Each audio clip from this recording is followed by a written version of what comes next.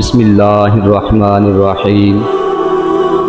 آپ صلی اللہ علیہ وآلہ وسلم نے وحی کے رک جانے کے زمانے کے حالات بیان فرماتے ہوئے کہا کہ ایک روز میں چلا جا رہا تھا کہ اچانک میں نے آسمان کی طرف ایک آواز سنی اور میں نے اپنا سر آسمان کی طرف اٹھایا۔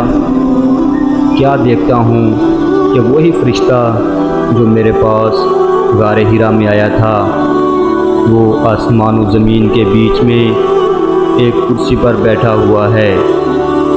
میں اس سے ڈر گیا اور گھر آنے پر میں نے پھر کمبل اوڑھنے کی خواہش ظاہر کی۔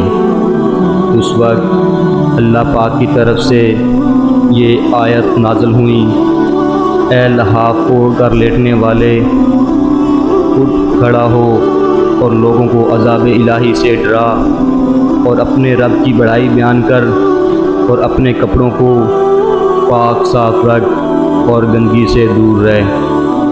اس کے بعد وہی تیزی کے ساتھ پے در پہ آنے لگی۔ صحیح بخاری حدیث نمبر 4۔